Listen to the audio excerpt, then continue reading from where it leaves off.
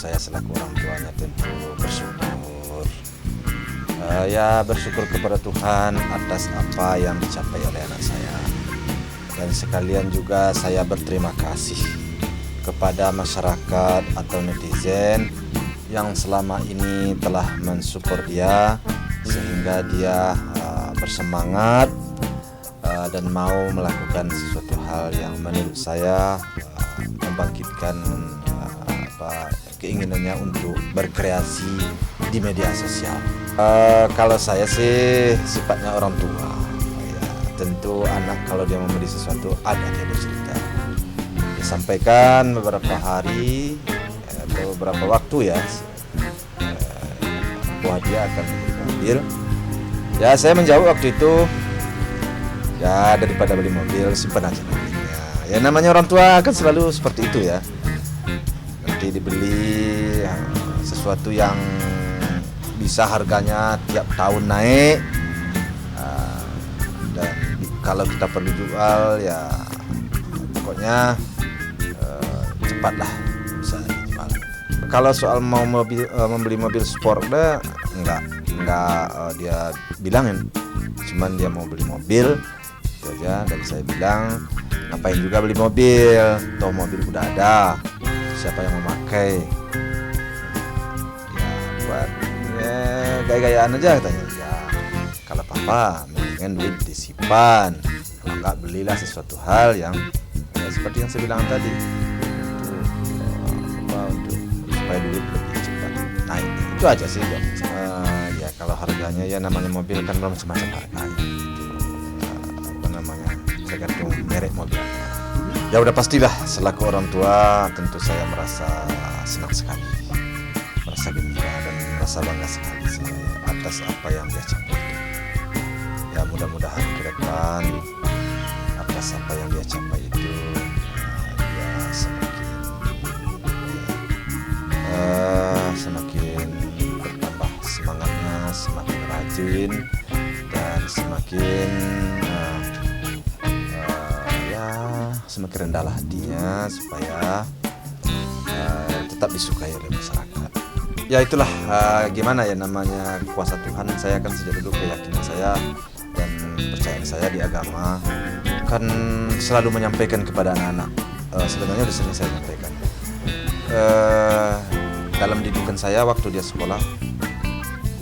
Saya selalu menyampaikan kalau kita mau, kalau kita rajin, niat kita baik, tujuan kita baik, kalau Tuhan berkehendak apapun bisa nak. Saya sering ngomong seperti itu kepada anak saya dahulu, walaupun masih mungkin SMP atau SMA, itu sering saya ngomong gitu, apapun bisa nak. Jadi jangan merasa kecil hati, jangan merasa rendah diri. Kalau kita mau, apapun sekarang hidup bisa. Sampai saya waktu itu mencontohkan, ya mana tahu, mana kita menyangka Pak Jokowi akan jadi presiden. Nah saya pernah dulu juga ngomong sama dia ya, mungkin berlatar belakang dari hal itulah sehingga anak-anak timbul inspirasinya untuk berusaha. Nah, kalau berbicara masalah anak di depan mata saya, bagi saya anak saya memang tetap masih anak kecil di mata saya, di pikiran saya. Kenapa? Ya, umur baru 22. Belumlah 22, 21 habis. Masuk 22. Ya, kalau menurut saya sih yang harus saya bimbing, anak yang harus saya awasi, itu saya. Kalau itu kita tanyalah ke si Puji dia apa maunya ya. Saya selaku orang tua tidak menuntut apa-apa kepada anak itu. Saya selaku orang tua tetap akan memberikan tanggung jawab saya. Apa yang sudah menjadi garis tanggung jawab selaku orang tua terhadap anak, semampu saya tetap akan saya penuhi. Walaupun sekarang saya sering ya dikasih uang lah, kasih apa oleh dia, tetapi yang merupakan tanggung jawab saya akan tetap saya penuhi, akan tetap saya usahakan agar terpenuhi. Karena sesuai dengan adat kebiasaan di kampung saya, ada kewajiban-kewajiban orang tua itu terhadap anak. Nah kalau saya disebutkan di sini ya ada 4 macam itu, tapi nggak usah saya sebutkan lah ya, 4 macam kewajiban seorang orang tua terhadap anak-anaknya. Nah saya akan berusaha memenuhi kewajiban-kewajiban saya itu terhadap anak saya. Walaupun dia sekarang udah bisa mencari duit, walaupun dia sekarang sering ngasih saya duit, saya masih berusaha memenuhi kewajiban saya. Itu ya, kalau umpamanya kita beli tanah atau beli ya, tempat usaha, itu kan sekarang itu kan harganya cepat naik, setahun udah naik. Kalau beli mobil ya pasti turun lah setiap tahun. Keluar model baru tuh. Ya, investasi, jangan investasinya di mobil, tapi investasi di tanah atau di ruko yang bisa berkembang cepat. Ya kaget banget saya, bener kaget itu mau saya ini beli mobil kita saya gimana sih bilang. Tiba-tiba aja, saya benar-benar saya nggak tahu. Benar-benar saya nggak tahu. Jadi saya keluar rumah, dia udah bawa mobil, waduh, benar-benar beli mobil lah. Saya lihat mereknya BMW. Wah, ini kan mobil mahal, itu pikir saya kan. Setelah dia di sini duduk di rumah, baru saya tanya berapa dibeli, berapa harganya, baru saya tanya. Wah, sebanyak itu saya pikir. Belikan tanah kemarin, itu belikan ruko. Tahun ini dibeli sekian, mungkin 3 tahun lagi udah sekian harganya kan. Tapi dia udah beli, ya saya senang aja. Saya gembira aja dia udah beli kan. Ya kalau pasar mobil itu kan memang segitu ya. Dia dengan pilihan dia, ya, sangat bahagia deh. Salah satu mobil impian dia apa gimana Pak Haji? Ya alam lah bagi saya ya, tapi yang jelas apa yang dia beli itu kayaknya dia sangat senang sekali dan dia sangat gembira sekali, apalagi setelah dia terangkan ya saya selaku orang tuanya dan mamanya mendapat support dari kita, ya dia sangat senang, dia sangat gembira sekali. Allahu alam nah entah kapan dipakai itu. Kenapa? Karena mobilnya di rumah kan udah ada 2 lagi tuh.